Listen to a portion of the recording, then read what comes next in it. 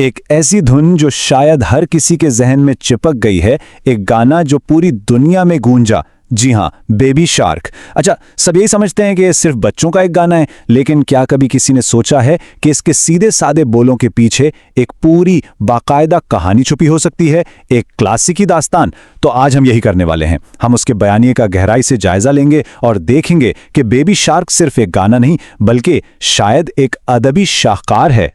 तो चलें देखते हैं कि हम इस तज्जिए को कैसे आगे बढ़ाएंगे। हम शुरुआत करेंगे तमहीद से, फिर देखेंगे उभरता हुआ एक्शन, कहानी का उरूज, गिरता हुआ एक्शन, नतीजा और आखिर में एक मौज़ूआती इख्तिताम पर बात करेंगे। चलें इस दिलचस्प सफ़र का आगाज करते हैं। तो पहला हिस्सा है तमहीद का। देखें, हर बड़ी कहानी की तरह बेबी शार्क भी अपने किरदारों और उनकी दुनिया को मुतारिफ करवाकर ही शुरू होती है। और ये लीजिए, गाने की पहली ही लाइन में हमारा सामना होता है कहानी के मरकजी किरदार से, बेबी शार्क। कितना सीधा साधा और डायरेक्ट तारुफ है ना? मतलब ये एक ऐसा किरदार है जो आते ही अपना ऐलान खुद करता है। अब जरा इस do do do do do पर गौर करें। पहली नजर में तो ये सिर्फ कुछ आवाजें लगती हैं ना, लेकिन ऐसा नहीं है। ये बेमानी नहीं है, ये दरअसल एक बहुत गहरा नॉन वर्बल इशारा है। ये न सिर्फ किरदार की पहचान बनाता है, बल्कि ये पूरे खानदान के आपस में बातचीत का एक तरीका भी है। समझे कि ये उनकी अपनी जुबान है, उनका एक खास कोड है। अच्छा, बेबी शार्क से मिलने के बाद कहानी हमें बड़ी तरतीब से खानदान के बाकी लोगों से भी मिलवाती है। मम्मी शार्क, फिर डैडी शार्क और उसके बाद ग्रैंडमा और ग्रैंडपा शार्क। ये सिर्फ किरदारों की एक लिस्ट नहीं है, बल्कि ये बहुत सोचा समझा कदम है। इससे हमें बेबी शार्क के इर्द गिर्द की महफूज दुनिया और उसके समाजी माहौल का अंदाजा होता है। तो अब आते हैं दूसरे हिस्से पर, उभरता हुआ एक्शन। तमहीद तो हो गई, अब कहानी में वो मोड़ आता है जो प्लॉट को आगे बढ़ाता है और एक नई मुहिमजुई की तरफ इशारा करता है। और वो मोड़ है ये लाइन, लेट्स गो प्ले, यानी चलो खेलें। कहानियों की जुबान में इसे इंसाइटिंग इंसिडेंट या मुहर्रिक वाकया कहते हैं।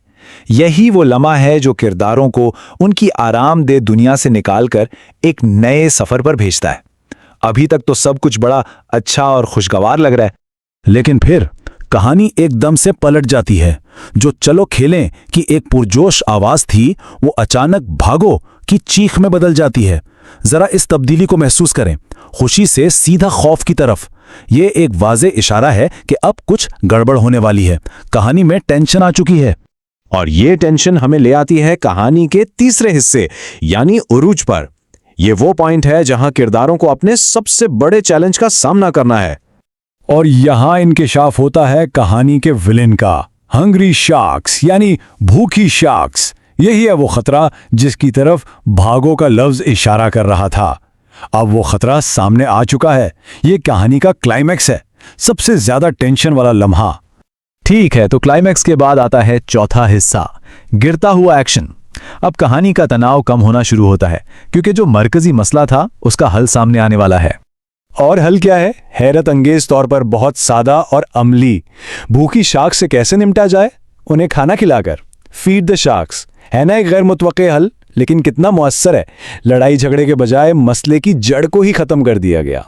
अच्छा, अब मसला तो हल हो गया है, तो अब हम आते हैं कहानी के पांचवें हिस्से यानी नतीजे पर। और बेबी शार्क का अख्तिताम भाई इससे ज्यादा साफ और सीधा नहीं हो सकता। गाना खुद ही बता देता है, इट्स द एंड, यानी ये इख्तिताम है, बात खत्म, कोई कंफ्यूजन नहीं, कोई सवाल बाकी नहीं। कहानी एक बिल्कुल वाज़े नतीजे पर पहुंचकर खत्म हो जाती है। और अब हमारा आखिरी हिस्सा, मौज़ूआती इख्तिताम। तो हमने देखा कि जो बज़ाहिर एक सीधा सादा गाना लगता है, इसके अंदर एक पूरी कहानी मौजूद है।